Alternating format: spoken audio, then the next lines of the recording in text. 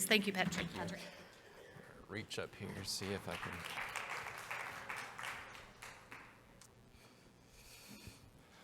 All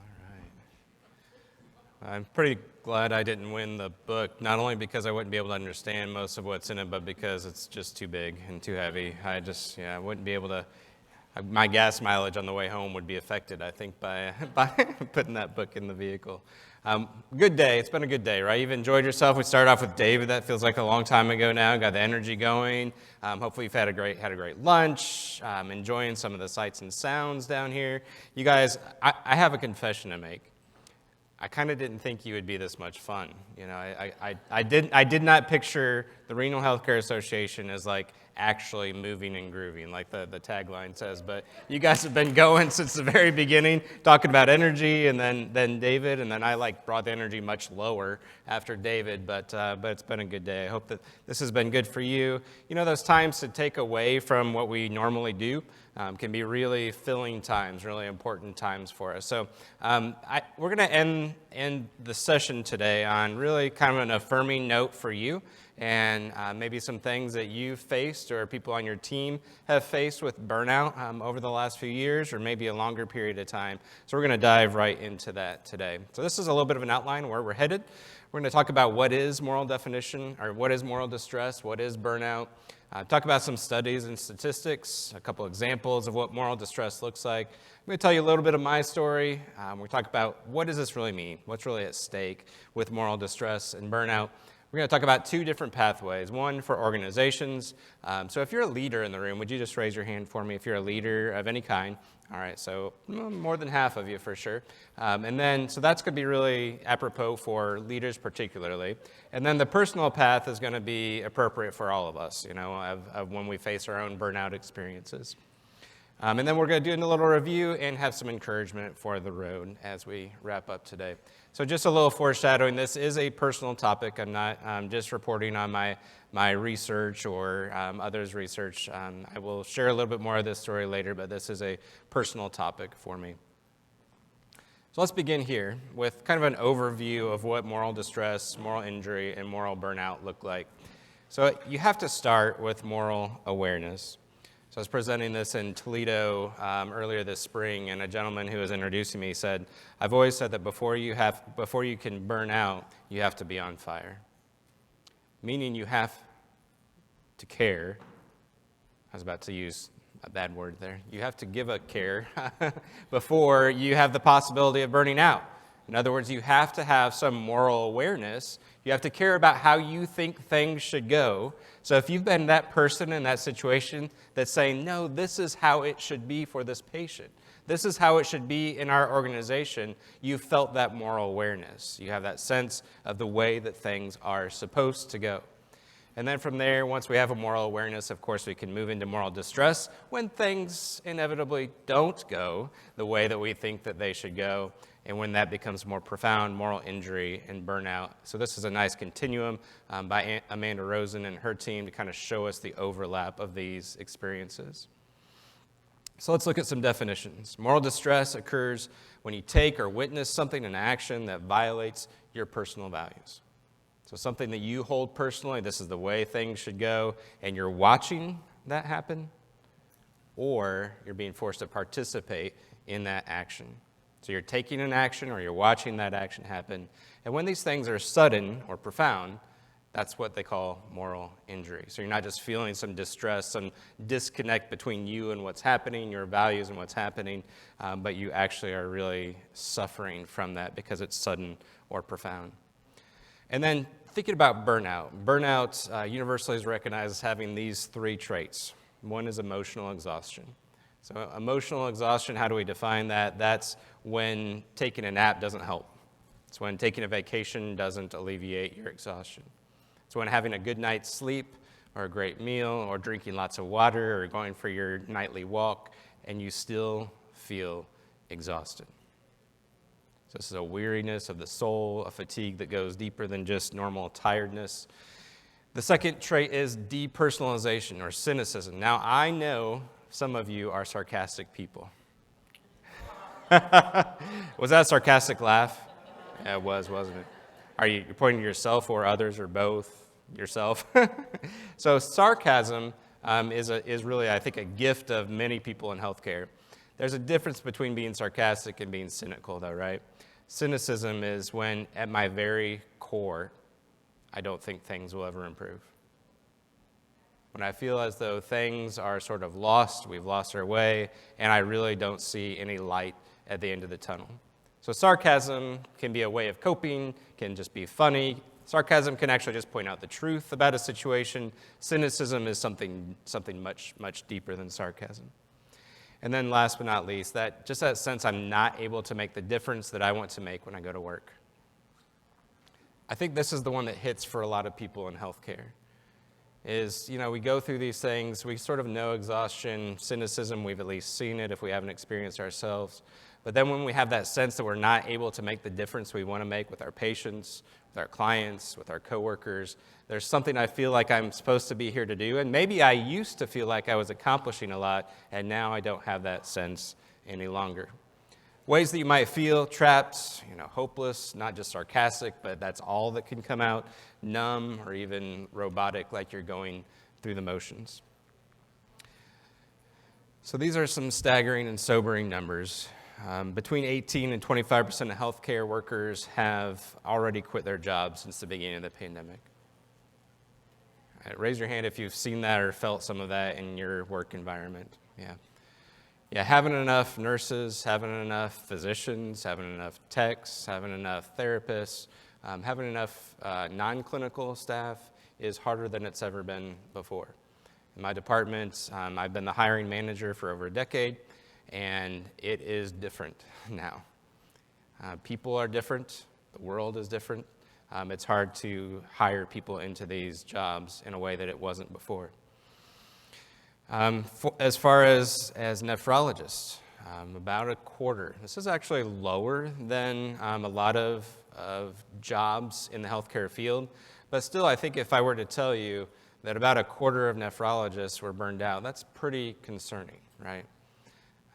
If I were to tell you a quarter of nephrologists have the flu, you would say, that's not good. That's not going to be good for our patients. A quarter of our nephrologists are burned out. We're going to have that same reaction, that same level of concern to think that 1 in 4 of these docs is facing this. I wasn't surprised by these two contributing factors, the most significant contributing factors. If I wasn't surprised, you guys are even less surprised that 2 of the main contributing factors for nephrologists particularly is hours worked and the EMR. Isn't that interesting? One is a very physical, like I'm doing this, I'm at work for so long, there's so much to do. The other is a very system sort of thing where I'm having to work with the EMR on a daily basis. And we're going to talk about systems a little bit more. Nurses in general. So Australia, 44% reporting high emotional exhaustion. 63% of Canadian nurses, 66% of U.S. nurses are experiencing high levels of burnout, 2/3. And this is an epidemic, right? The sad thing is it's been such an epidemic that we've sort of gotten used to it. We sort of accept this is the norm, that we're all worn out and burned out, and our coworkers are feeling the same way. So this is not my story of burnout, but this is just a little bit of a way to prime your thoughts about what moral distress looks like, and to be able to perhaps identify some moral distress that you've experienced in the workplace. So we heard David this morning talk about, I believe it was his father, that they could not get into the hospital when he was dying. I hate to tell you, and maybe there's others of you in the room, I was one of the hospital administrators at our health system that recommended we go to a 0 visitor policy. It's the beginning of the pandemic. Lots of healthcare systems had gotten there before us. Many in our state had already gone to a 0 visitor policy. The incident of transmission was escalating quickly, and I went to my leader and other leaders, and I said, I think it's time for us to pull the trigger and to go to a 0 visitor policy for some time. And so I made that recommendation, and after I did, our senior executives did not really act on that recommendation for a little while. Now, you remember the early days of the pandemic. A day felt like a year, right, at that point in time. So it might have only been about 6 hours that they delayed. But it felt like a long delay to me, where we're making this recommendation formally. They asked me to pull the ethics committee, which I did. The ethics committee came back with a unanimous recommendation to say, we think this is the time to go to a zero visitor policy. And yet there was that delay. And so there was a few ways, and this is not the most dynamic moral distress in the world, but it'll begin to give you some idea of what we're talking about here. So moral distress occurred on at least a low level for me because this experience transgressed some of my personal values. The first one is that I thought the ethics committee would be listened to in our healthcare system. We'd always been listened to before. Anytime they'd asked us for our opinion and we voiced it, it was always taken into consideration very strongly. And this time it seemed as though we were being ignored for a short period of time. And next, I just felt like a horrible human being. I've led the chaplaincy department for the time that I've been at the hospital, and one of the main things that our chaplains do, you have a patient who comes in after a stroke or a heart attack or motor vehicle crash. What is the chaplain doing a lot of times? Calling the family. Can you please come to the hospital? So they're literally inviting these family members, asking these family members, will you please come and be here with your patient? And now their leader, the chaplaincy department's leader, is saying, this is what we should do. We should never do that. We should stop doing that altogether. In fact, when people call us and say, may I come and see my dad, we're going to tell them no. So I felt badly about making the recommendation. And then a year later, our state passed a law saying that if we ever tried to do this again, we would be committing an illegal act by trying to have a zero visitor policy ever again. So there was some ways that this caused moral distress for me, right? Just feeling like we weren't being listened to when we should be. I think in general, visitors should be allowed. Family members particularly should be allowed. And generally, I like to obey the law. Now, driving down here, I might have broken a few laws on the way here. But generally, I feel as though we should obey the law. And so I was violating some of my own personal values.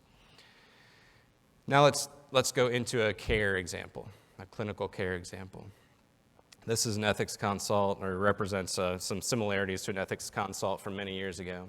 We had a patient who was elderly, she was frail, she had necrosis of the brain. She was not brain dead, but she had a lot of her brain tissue that was dying. Cancer had metastasized all over her body. She'd been nonverbal for weeks. Her organs were shutting down. She was vent dependent. She was becoming rigid, and to where her body was in contracture, and obviously no meaningful interaction with her.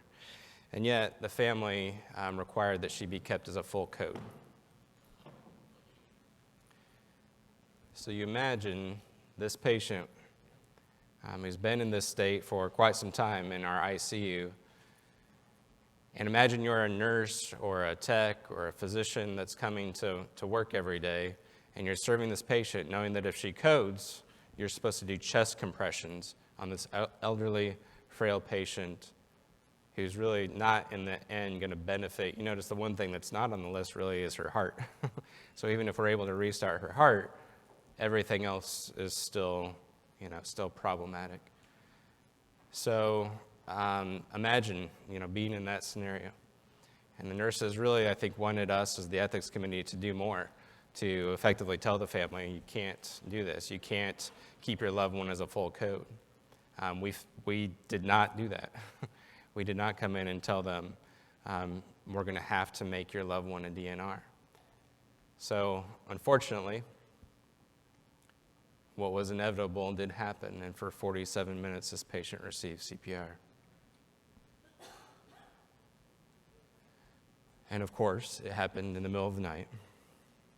There's one family member there, even though she had a large family, and they were often, a lot of them there. Her granddaughter was the only one in the room. So she stands in the corner, watching the team do what we were required to do because of her code status at that point. And obviously really injure her grandmother in the process. And in the end, she was not able to regain pulses. So again, if you're a nurse and you do this, you are transgressing your own personal values, right? because you feel as though this is not the right thing to do. And trust me, I heard from the nurses, they did not feel this was the right thing to do, and yet here I am doing it. This is a perfect description of what it means to be in moral distress. And that moral distress, when it goes unchecked, and we're going to talk about how to check it here in just a minute, leads to burnout and leads to people leaving our organizations. So just to revisit, because I think if there's one thing I want you to take away with you, well, this might actually be about third on the list, but one of the main things is I want you to have an understanding, what is this? When people talk about moral distress and burnout, this is what it is. When you take or witness an action that violates something that's important to you, when it's sudden or profound, that's when moral injury comes into that, into view, and then moral distress and moral injury pave the way to burnout. And then the traits of burnout, just quickly again, emotional exhaustion, cynicism, that deep sense of cynicism, and not feeling as though you're able to do what you want to do at work, and not really being able to make a contribution the way you want to make a contribution or make a difference. Moral distress and moral injury, burnout in healthcare particularly, these experiences are unfair. They're unjust. They come about when good people who want to do good work with patients and clients and family are put into impossible scenarios again and again and again. It's not fair. It's not what you signed up for. It's not what our coworkers signed up for.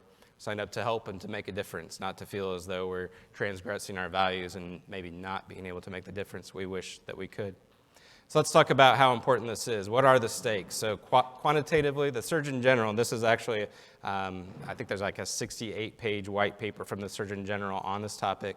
The Surgeon General believes that we will experience a shortage of 54 to over 130,000 physicians in just 10 years. We're already experiencing this, right? We already have a shortage of physicians. So his concern is that that shortage of physicians is only going to grow over time. During the pandemic, in the midst of everything, there was a survey that was done of acute care nurses, and 92% of them said that the pandemic and its stresses would lead them to shorten their careers. Can you imagine another topic that you get nurses to agree at a 92% rate other than something like this? Very few things. Simply put, there's going to be a lack of access. There's already a lack of access. There's going to be an increased lack of access to health care for our citizens and our community members. Qualitatively, if you're burned out, it's really hard to make the patient satisfied. If you're in constant distress, if you feel wounded morally by the work that you're doing, it's really hard to do good work for the patients. So the patient experience is going to suffer. Coworkers obviously going to become more disengaged. That empathy that is so key that we talked about this morning with David, again, that care that we provide, it's really hard to care when you're at that point of burnout. Higher costs due to errors, disengaged coworkers are going to make more mistakes, PTSD, depression, absenteeism, and then the scariest outcome of all for burnout, of course, is provider suicide. So we want to talk about two paths. One is an organizational path, and for all of you that raised your hands as leaders, I think you're going to be able to glean. I think you're going to see a lot of things that you're already doing and feel affirmed in that, and maybe have a couple of reminders about what you can do as a leader and what your organization can do to try to decrease or avoid burnout for your coworkers. And then we're going to end with, for you personally, if you're feeling either in distress, injured, or burned out, what you can do for yourself. All right, let's hop into it. Organizational step number one, giving our coworkers an opportunity to opt out of these distressing circumstances. Now, there are some circumstances that are going to be distressing for the whole team, right? And so we have to provide services, of course. We have to do our job. And so we may have to ask some people to dive into it, even though it's distressing to them. But there's other times that you could tell it's just one member of the team that's feeling distressed about this. And is it okay to give him or her the opportunity to opt out of that scenario so that you're not adding additional moral distress on top of what they may have already been feeling? So giving them that chance to opt out. Step number two, take a timeout. There's going to be 7 of these. I guess I should have said that to begin with. There's the opportunity to give our coworkers a timeout. So in other words, when there's not just the clinical timeout, but when there's an emotionally draining situation, Again, when it's one of those where the whole team's going to feel it, the whole team's going to be very sad that this patient that we've all gotten attached to is not doing well anymore, or they're moving, or they've made a decision that feels like it's contrary to what we wish they would decide. Maybe we could take a time out as a team and say, we want to acknowledge that this is hard. The power of simply looking at your coworkers who are having a hard time and acknowledging their distress is enormous. Remember a time that you were in distress, and perhaps you had a leader, or you wished you would have had a leader who would have said, I'm really sorry that you're having to do this right now. This must be very difficult for you.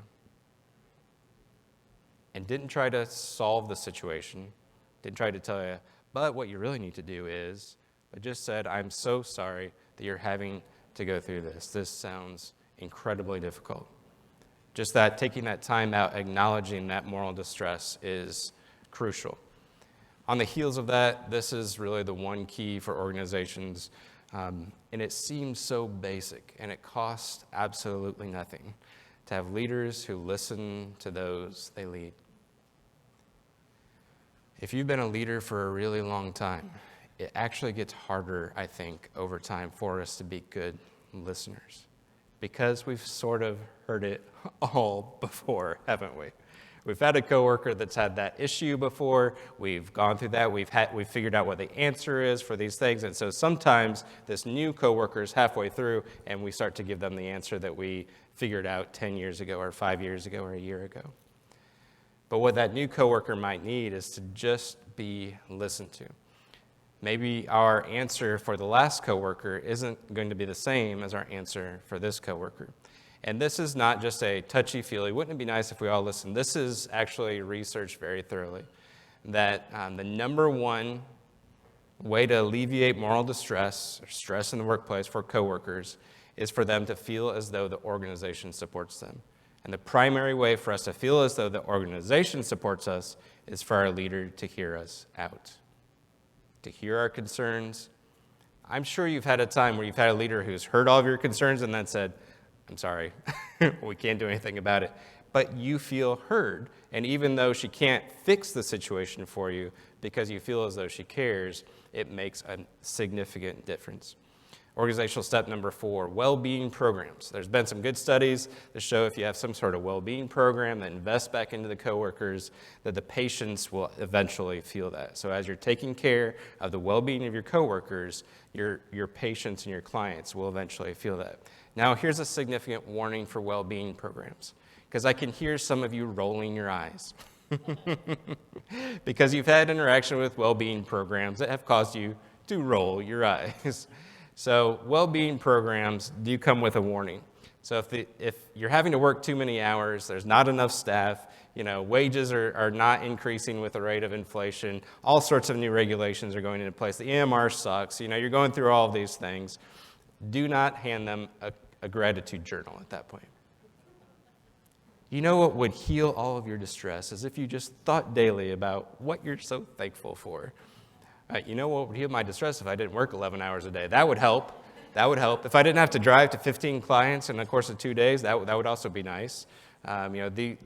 If those things are not in place, if there's not a good structure in place to support those basic things of the coworkers, trying to sort of cover over it with a well-being program is not going to help.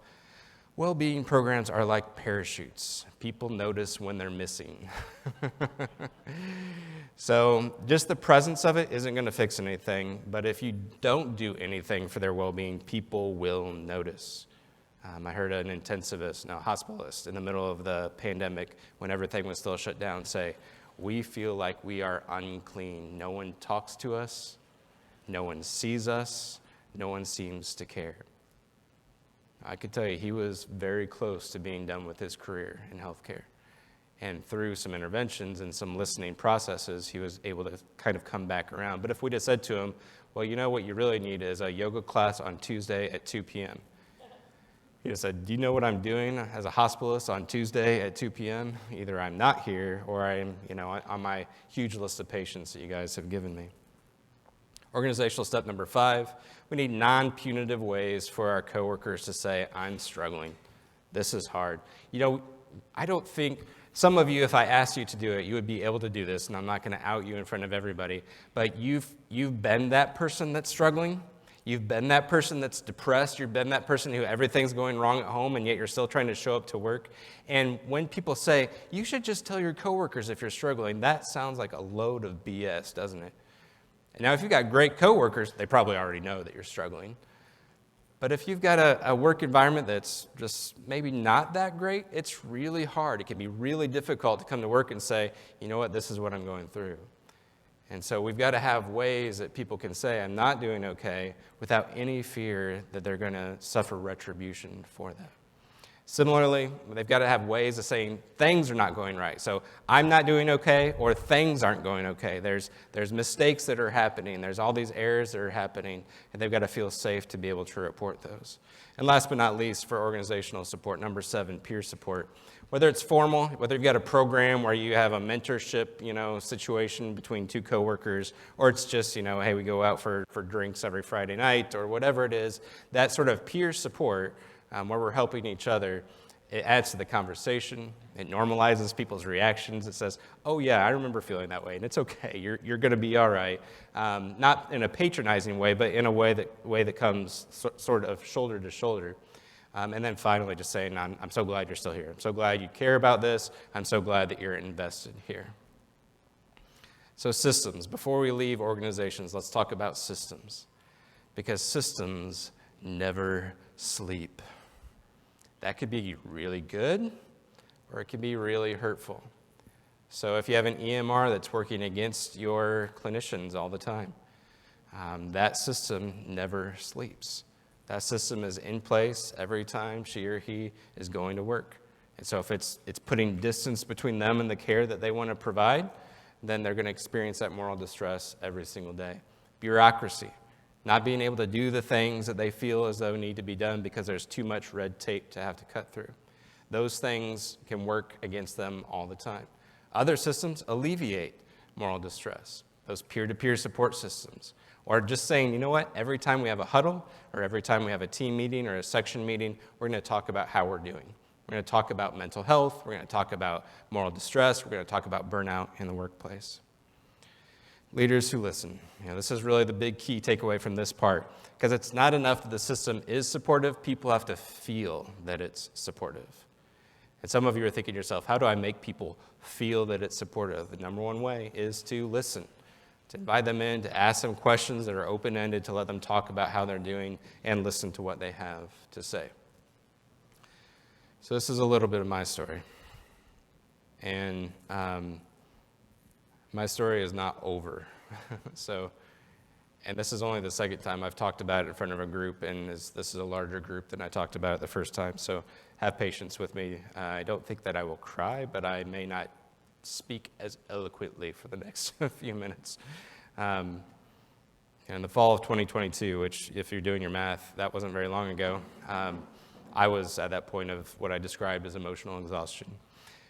Our team of chaplains during the pandemic alone, which I marked the pandemic as being 30 months long, from March 13th, 2020 to November 13th, 2022. No, September 13th. I can't do math. This is not what I was hired for. So 30 months, 2.5 years through that time. So when we came to what we considered to sort of be the end in our area of the acute phase of the pandemic, our chaplains had, during those 2.5 years, responded to over 5,000 patient deaths. We had multiple days where we responded to 15 deaths in a day. We had chaplains holding iPads while loved ones said goodbye. We had for a little while where chaplains weren't even going into rooms, even as a part of the healthcare team, where we're communicating with a phone and through a pane of glass with the patient on the other side. And every one of these is a person, right? Now, obviously, these weren't all COVID deaths, but COVID increased our volume significantly, as it did every place else. For me, on my side, as a leader, I'm trying to figure out ethics in a pandemic, which we realize in retrospect, we all kind of sucked at doing that. It seemed like good ideas at the time, and then you start to review things you decided, and you can understand why you decided certain things, like a zero visitor policy, but you still don't feel good about it. And you realize that algorithms that we developed that said, if we do get down to our last ventilator, this is how we're going to decide who's going to receive it. And then later you realize that you baked in bias to that algorithm, even though you tried really hard not to. And you realize that people with disabilities were sort of automatically down the list on that algorithm that you helped to create. And you're trying to figure it all out at the speed of light, too. So when I look back, I feel as though we worked on some of these policies for months, and then I look at the date that the drafts started coming out, and they say March 2020. And we're rolling them out as quickly as we can so that our staff and our clinicians feel like they have that support. I got into some of the most significant leadership conflict I'd had in my career in healthcare, which, duh, right? We're all under a ton of stress. I changed leaders 3 times during the pandemic. Each time it got to be someone who was a little bit further removed from what our work was, meaning that I had to do more explaining and take more time to help them see what my teams do in the hospital. Many of you have been in that scenario, and it can be very challenging. We'd had meetings on weekends. We're going to be going to the lovely metropolis of Elkhart, Indiana on Sunday. My wife and I are really excited about going back to Elkhart, Indiana to watch my daughter this time play rugby. We have 3 kids that play rugby. So we'll see our son play rugby for college on Saturday in Indianapolis. That will be fun. And then we'll go to Elkhart, which is not exactly a point of destination for anyone. And she will probably play for about 2 minutes after we spend all of Sunday dedicated to the rugby pitch. And now I have no idea why I'm telling you that. Oh, meetings on weekends. So many times I could see my kid from a distance playing rugby, and I'm on the phone with work. It's Sunday, 2:30 in the afternoon, or this is a whole Teams meeting and all the big wigs are on it, so I'm in the van with the Teams meeting and my AirPods and my ball cap on, and I'm participating in that meeting.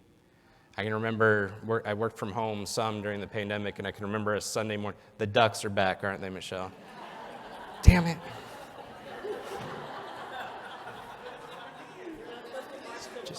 Just me.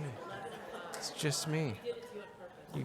I said Michelle must have circled. This guy, we don't know this guy very well. Let's give him both the duck talks. Both of them. See how he handles that. And we agreed that it would come at the most sensitive time in my talk, which mission accomplished there. So. But of course, so I think I was saying, I remember working from home. If you've seen Harry Potter and you know his bedroom under the stairs, that was my office at home during the pandemic. I think a lot of people had an experience similar to that. And so I'm in my tiny little office under the stairs on a Sunday morning trying to do some other work that wasn't even related to my job. But I'm on my work laptop. And you know what happens when you boot up your work laptop? It connects to all the work stuff, including Teams and Skype and all of those things. And so at 8:30 on a Sunday morning, I get a Teams message from an ER manager at one of our smaller community hospitals asking for help. I'm like, I'm not on call, I'm not at work, I'm not in the office, and here I am.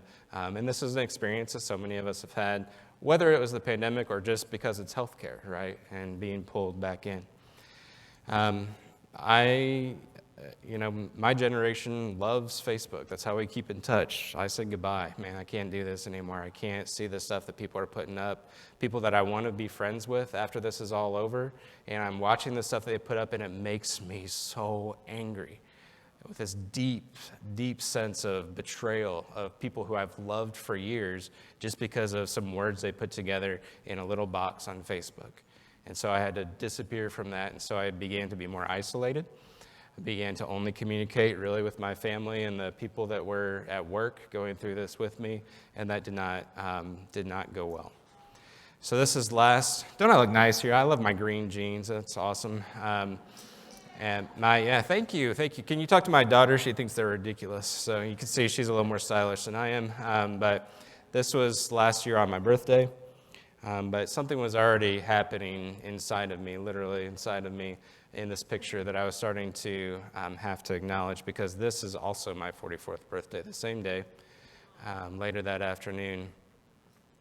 And it took about 8 months to get a full diagnosis of what happened that day. But I woke up and my Apple Watch was telling me something wasn't quite right with the way my heart was behaving. And I think the ER doctors really love it when you say that. When you show up to the doctor, the emergency room, and you tell the doctor, I'm here because of my Apple Watch. And they're like, well, thank God I went to medical school for 100 years so the Apple Watch could tell you when to come to the hospital. But long story short, and I'll get to a particular part of it here in a moment, in the end was diagnosed with vaguely mediated AFib. And again, I'm not going to try to say what FIB stands for because I couldn't pronounce that earlier. I still can't pronounce it now. But essentially, my nervous system was so overloaded that it had thrown my heart into an irregular heartbeat. And at the time, I thought intuitively, like, this probably has something to do with the stress I've been under. And then 8 months later, when my cardiologist said, after asking me a ton of questions, heart monitor for a long time, lots of medications, lots of tests and everything else, he said, I would describe this as vaguely mediated AFib. And I knew enough at that point about the vagus nerve to know a little bit of what he was probably talking about. So essentially, my nervous system had become overloaded and couldn't take it anymore. So I'm not a clinical person. You can see my Apple Watch actually in the picture. I just realized that. That's funny. Dr. Apple Watch. And so I'm in my mask. The doctor comes in. He says, what we do for patients, like, now keep in mind, this is my hospital. I'm like 3 floors down from where I work, where my office is. And the doctor comes over and he looks at me and he says, what we do for patients with the first onset of AFib, and some of you probably know, is we shock you. He says we cardiovert you. And I'm like, what does cardiovert mean? He says, we shock you. I said, you mean like the paddles? And because I've been in the ER enough. I've seen patients come in with, they're unconscious and we shock them. But, again, this is earlier in the day, right? This is like 2 hours before. So I'm feeling okay-ish. I'm thinking I'm not exactly a candidate for being shocked. And I thought he was joking. And I said, you're joking. And he said, I'm not joking. This is what we do. We cardiovert people to try to put your heart back into the right rhythm. In retrospect, it makes sense. But a little bit like David talked about this morning, in the moment, it didn't make any sense at all. And he said, so usually what we'll do is we'll sedate you and kind of float you along so you don't remember anything, you don't feel anything, and then we'll hook up the crash cart. And I'm like, I know what a crash cart is. I just didn't think I was going to be a candidate for one today. He said, well, hook that up. We'll shave your chest, which that was honestly one of the worst parts of it. But shaving of the chest, I'm a very hairy dude. You don't want to know. You don't want to see it. My daughter mortified that I'd even be talking about my hairy chest right now. But we're going to shave that, and then we're going to put a big pad on your chest, a big pad on your back. Then what will happen is the machine will select, in between beats, and it's going to shock you, and we're going to hope that you go back into rhythm. I said, well, tell me about 2 things, Doc. One is hope. He said, well, other bad things could happen. So Kristen got her belongings together because she knew that if something bad happened, you go from the ER to the cath lab or wherever else next. He said, so that's obviously that's on the table. That's an option. Something bad could happen. And he said, what could happen, though, is your heart goes back in rhythm and you're going home pretty shortly.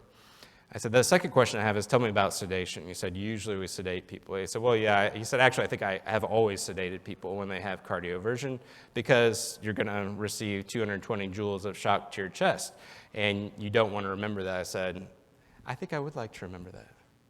I think that would be really interesting to, how many times are you going to get shocked in your life, right? So I think I would like to remember that. And at that point, there were 3 other providers in the room, and they all turned and looked at me like, are you nuts? And I said, well, is it contraindicated? Is there some way that's going to help me to be better physically if I am sedated? He said, no, if anything, obviously anytime you're experiencing sedation, there's the possibility of complications with that. And I said, well, I think I'm going to go for it without sedation. At that point, the respiratory therapist in the room went and looked at me, and I was like, uh-oh, you don't want to make the respiratory therapist nervous. That's not a good sign. So we had a little dialogue about it and agreed that I would proceed without sedation. And so the shaving commences, the sticking to the patches, and I'm thinking, we're a ways off from this. Everything in the hospital takes forever, right? And all of a sudden, I've got the patches on, and I hear the word that I knew I was going to hear at some point, clear. And then you repeated it twice more clear. And I thought, this is about to happen. But by the time I could think this is about to happen, kaboom. And as Kristen described it, every part of my body came up off of the bed. My legs, my arms, my head. She's like, somehow your belly jumped. I don't think you could do that if we asked you to do it, but when you were shocked, even your belly came up off of the bed. If you're a Marvel fan and you know the times like when they get struck and their body, their soul comes out of their body, that's a little bit of how it felt. And it felt as though I had been removed from my body and then sucked back into it. And I also know enough about the ER that what you really want to happen is everybody to flood out of your room and not have anything more to do with you. So about 2 seconds after it happened, while I'm still sort of dazed, I see nurses and therapists walking out of the room, kind of laughing and smiling a little bit as they go, but they head out because my heart had returned to normal rhythm. But all of a sudden, I kind of knew maybe I wasn't okay, right?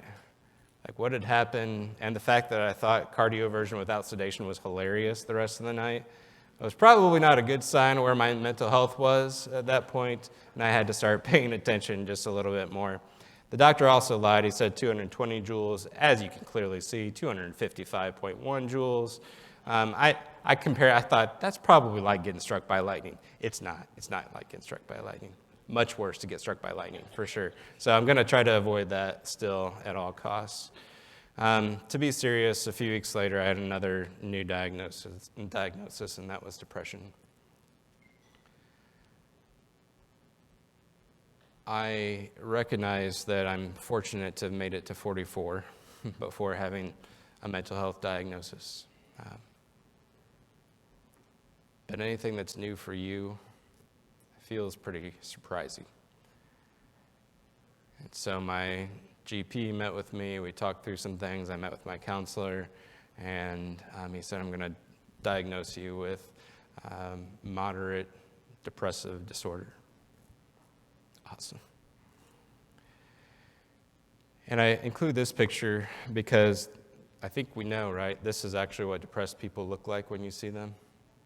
They're smiling, they're embracing, they might even still be attending, all the things. But that doesn't mean that there's not something going on inside that is really challenging. For me, my sense of identity started to change, started to kind of fall apart. I mean, I'm an ordained pastor. We're supposed to have it all together, right? We've got a Bible college degree to show, right? I'm a capable leader. I'd been respected in my healthcare system for years. I'm the ethics chairperson. I'm the person that people call when they can't figure anything out, with the crazy stuff that's going on with their patients. I'm helpful. I'm strong. I'm not somebody that's in need of help from others. And the way to sum it up is to say what I think a lot of healthcare coworkers could say, the work that I had enjoyed for such a long time was now really taking a toll. So since then, I've been on a journey. It's been like other journeys where it snakes back and forth, and some days are better than others. But the rest of what I want to talk about today is to talk a little bit about that journey, because I think this is actually what we're missing. There's a lot of people talking about organizationally, sort of the 7 things that I just went through. You'll be able to find that information in a lot of different places. What we're not doing is talking very much about how do we personally handle burnout. And I'm not a counselor, I don't play one on TV, but I want to share with you just a little bit of my experience. The first thing that you have to do is to be able to say, I think I might be burned out. Here's the crazy thing is we have a really difficult time identifying burnout in ourselves. We might throw it around, we might say, I'm just so burned out. But when we want to really take it seriously, it's surprisingly difficult to identify about ourselves. One of my attributes that I typically pride myself on is being self-aware. I try to be a self-aware person. I could not see the effects that burnout was having on me. I could not see the effect that moral distress was having on me. And when I've talked with others who've been through the same experience, they also cannot see this happening to them. And so coming to a point where you can identify it, where you can look through some of the descriptions that we've talked about, the definitions we've talked about today, and say, maybe that's me, is the first prerequisite. Now let's talk about things you can personally do. Because I'm sure none of you are burned out, but you might know someone who is. That was a joke. Or you play one on TV. Yeah.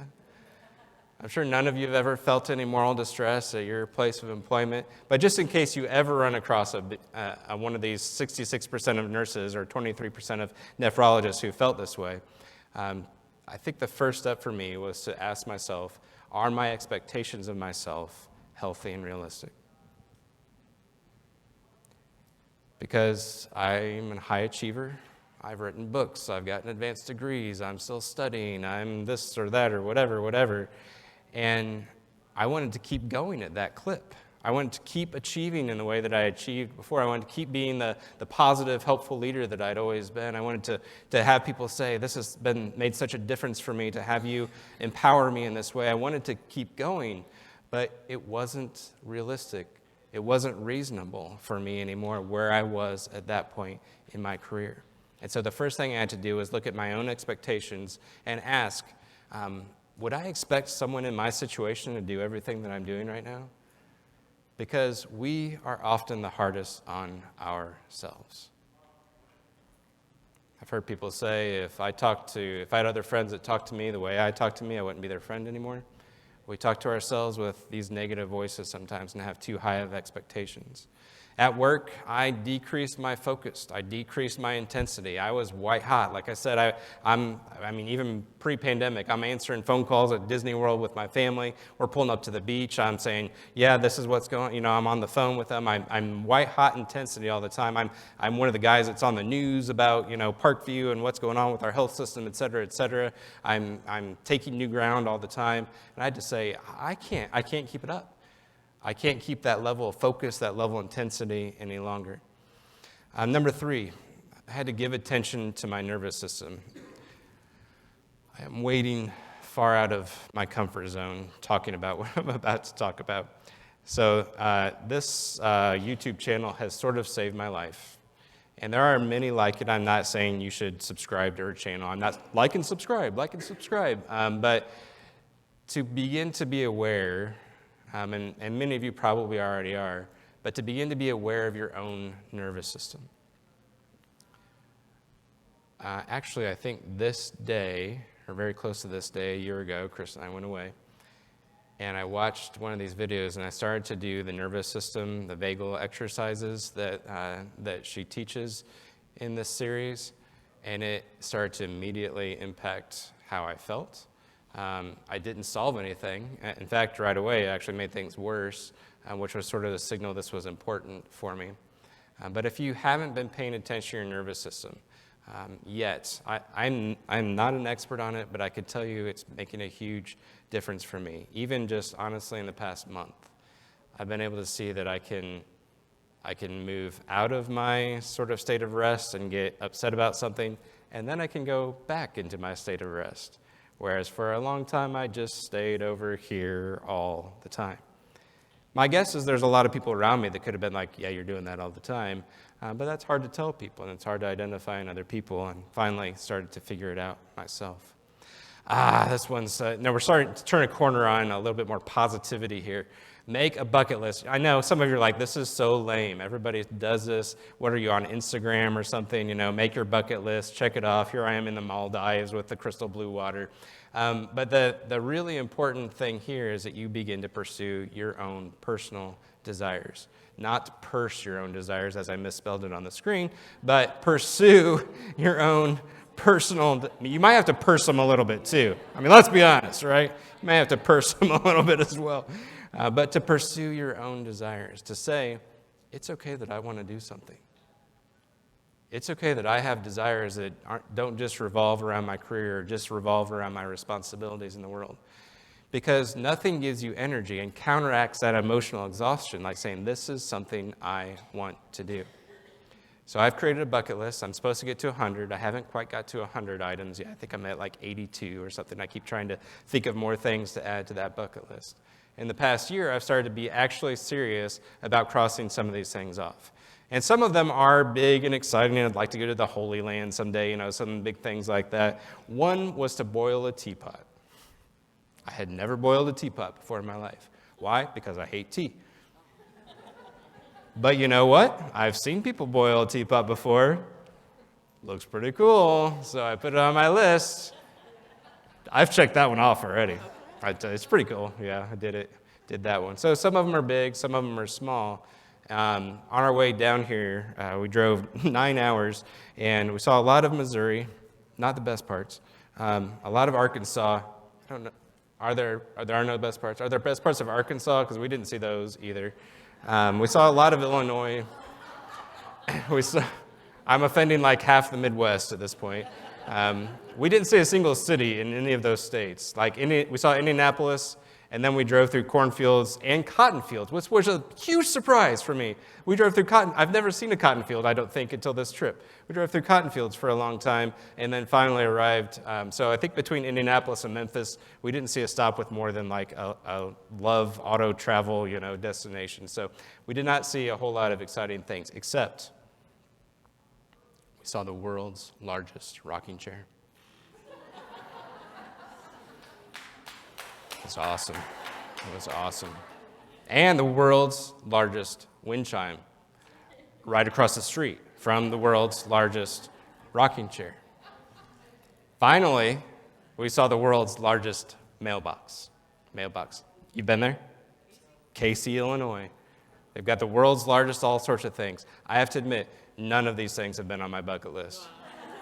And I will not be adding them just so I can check them off. It was a fun stop, was not on my bucket list. However, there is an item that we're crossing out the bucket list. I'm crossing off my bucket list, and that was to speak to a wonderful group of people in a state that doesn't touch my state. And so here we are. I'm actually checking one off by talking with you right now, an item on my bucket list to be able to say that I got to speak to a group of people, not just outside of my state, but it was important that the state didn't touch my state either. So we're outside of that area and crossing that off. The energy that things like that, from as silly as boiling a teapot to as exciting as we had a trip to Florida where we checked off some of those things, to as exciting as being here with you and talking with you today. Those things re-energize me in a way that is an antidote to my exhaustion that I was experiencing. I have a total man crush on Ben Nemtin, and I admit it. I think he knows it too. He and I have talked, and I think he picked up on the fact that I really, really think he's pretty awesome. If you're not familiar with Ben Nemtin, he was on an MTV show many years ago called The Buried Life, if that rings a bell at all. And you've probably seen some little pieces of their stories before. I won't go through Ben's whole story because he does it much better than I do, but he has wonderful tools for helping you create your own bucket list and to sort of move into that point of affirming your own desires. Personal path, option 5, draw boundaries. This one's hard, right? I'm actually pretty good at drawing boundaries, but I know a lot. This was a struggle for me, and I know it's a big struggle for a lot of people. Look at those energy suckers and say, is there any way I can eliminate this energy sucker? You might not be able to, but maybe you can decrease your time and attention with it. Maybe you need to take a little bit of time away as well. Option number 6. And you notice I'm calling these options. The first list was steps. Those things are really necessary for organizations. This list is options for you. Develop helpful mantras. This first one has been crucial for me. In fact, I'm going to ask you to repeat it after me. I'm going to say it first, and then you repeat it after me, okay? Things can change at any time. I've been telling myself that things could change at any time for a while because when you're in that point of deep cynicism, you don't think things are ever going to change. But that's not true, is it? Now, are things going to change for the better? Who knows? They might change for the worse, but they're going to change, that's for sure. You can absolutely guarantee that things are going to change, and it could happen at any time. So this mantra has been helpful for me. And then last but not least, of course, confide in one or two trusted people. The problem with our industry is sometimes it's hard to talk with people at work about these things or to talk with people outside of work about what you're experiencing because of the bounds of privacy, right? And you want to be respectful and respect people's privacy and dignity, but finding a couple people that you can really talk with, super important. Deep breath before we do this one. Now we're getting really into the feels, and this one I'm still working on. The final step is self-forgiveness. Forgiving yourself, because remember, what is moral distress? It's transgressing a value you hold as dear. So what that means is I did something I don't feel good about. I was a part of saying 0 visitors. I had to do a code on a patient that probably didn't need to be coded. I, had to follow a policy that I didn't think was appropriate. I had to accept that, the billing of what was going on was going to dictate the kind of care we received. Whatever it has been for you to be able to name that and then say, I need to move to a point where I can forgive myself for having chosen to do that, or it having been necessary or forced upon me that I had to do that. Because when we forgive ourselves, we do 2 things. One, it affirms my values. It means I don't have to wash away those values. I don't have to suddenly say, you know what, it's okay that we said nobody could ever come and watch their dying loved one and be with them. I don't have to change my values. It affirms the value, but it also affirms my value, that I can be forgiven. I can forgive myself for what I went through at that time, what I experienced at that time. So if you don't mind doing a review for me on this talk, this one is a much more sensitive talk for me before. So this is similar to the review you did before, but I really do value your feedback here. As I said, you're only the second group that I've tried to talk with this about, and it's very much still an unfolding story for me. And so I would love to have your feedback, what you thought about it. If there's something different that I can do, this is very much, the other talk, the ethics talk, pieces of that I've given probably 100 times. This one is very new and very sensitive for me, so I would appreciate that. Also for this one too, I've got a PDF of these 2 paths that I'll send you over email if you're able to do this review as well.